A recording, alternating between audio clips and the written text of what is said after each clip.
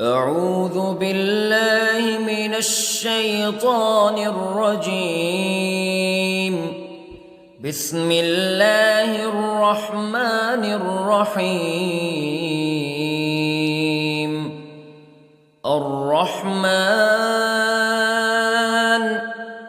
علم القرآن خلق الإنسان علمه البيان. الشمس والقمر بحسبان والنجم والشجر يسجدان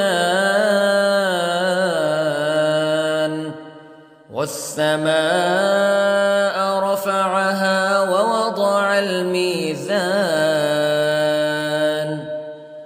ألا تطغوا في الميزان وأقيموا الوزن بالقسط ولا تخسروا الميزان. والأرض وضعها للأنام فيها فاكهة والنخل ذات الأكمام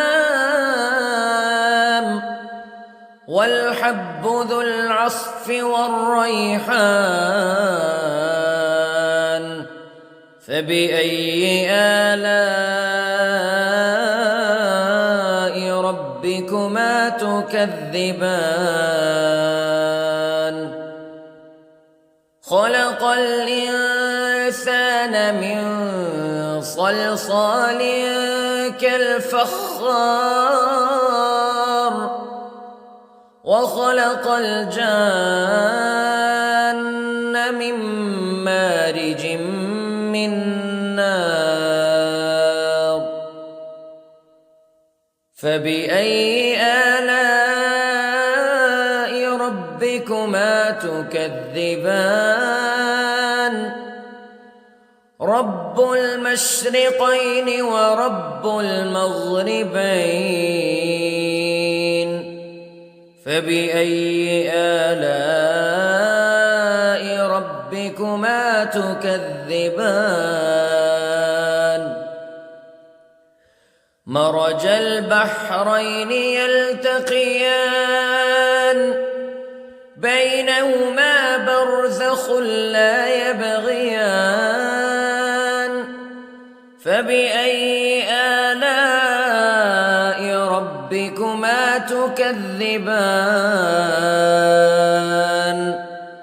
يخرج منهما اللؤلؤ والمرجان فبأي آلاء ربكما تكذبان. وله الجوار المنشآت في البحر كالأعلام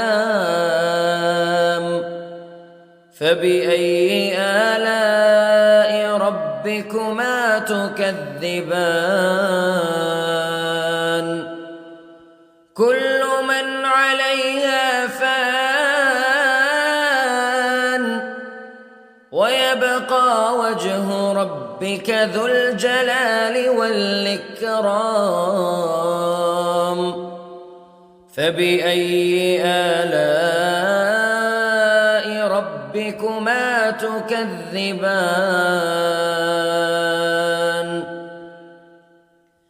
يسأله من في السماوات والأرض كل يوم هو في شأن فبأي آلاء ربكما تكذبان. سنفرغ لكم أيها الثقلان فبأي آلاء ربكما تكذبان.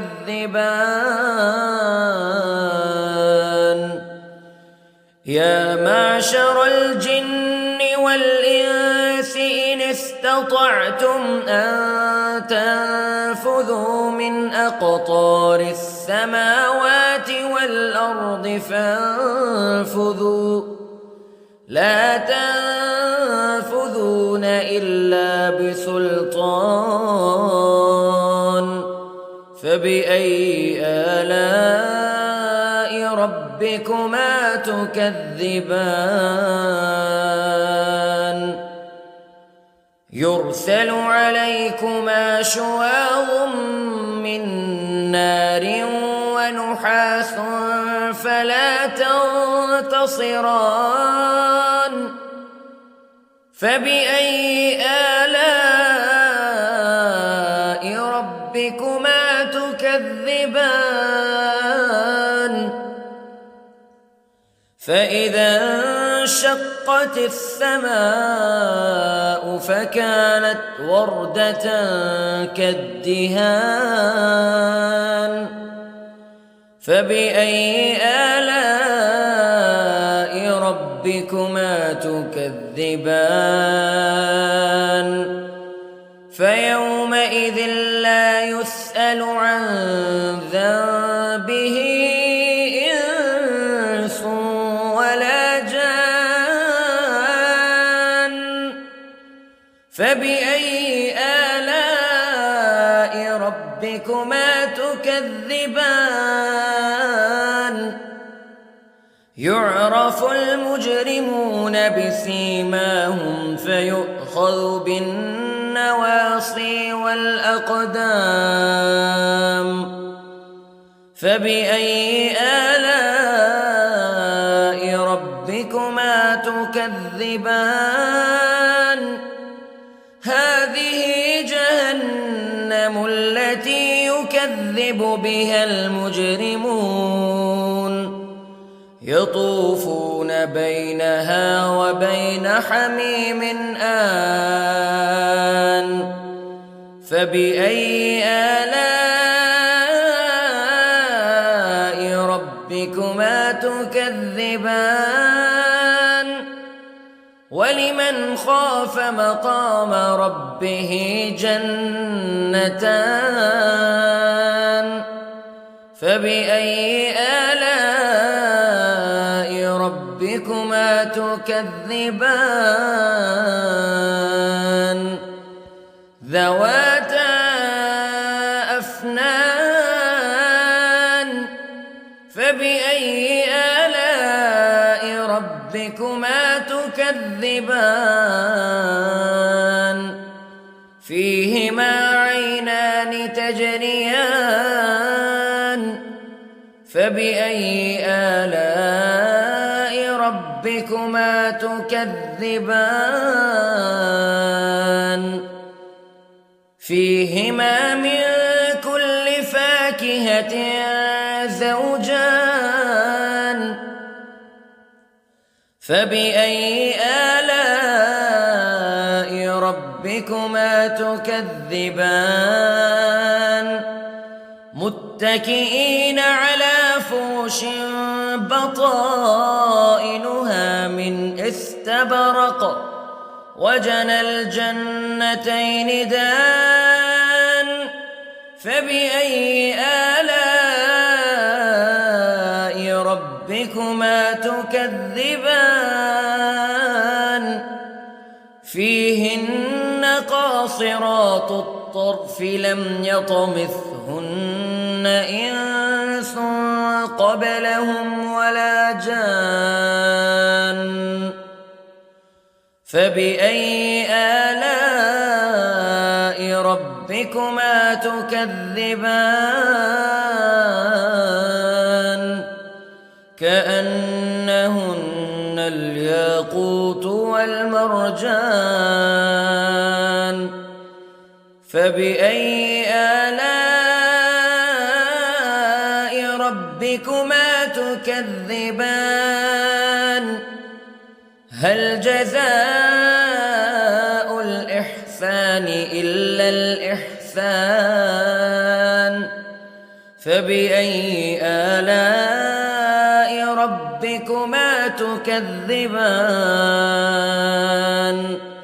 ومن دونهما جنتان فبأي آلاء ربكما تكذبان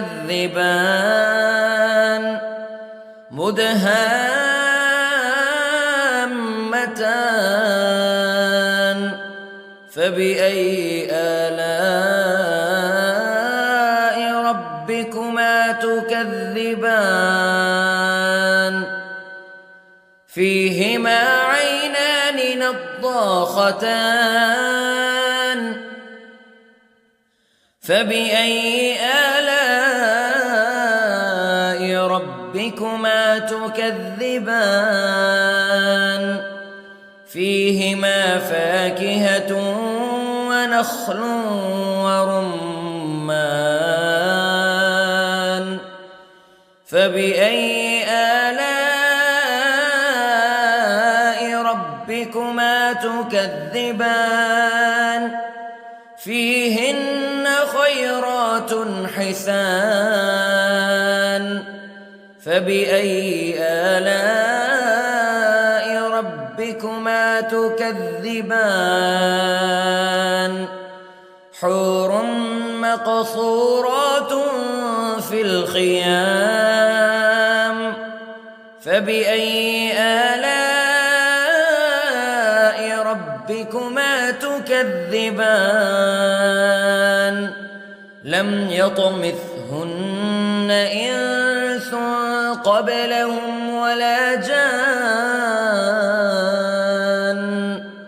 فبأي آلاء ربكما تكذبان متكئين على رفرف خضر وعبقري حسان فبأي آلاء ربكما تكذبان تبارك اسم ربك ذي الجلال والإكرام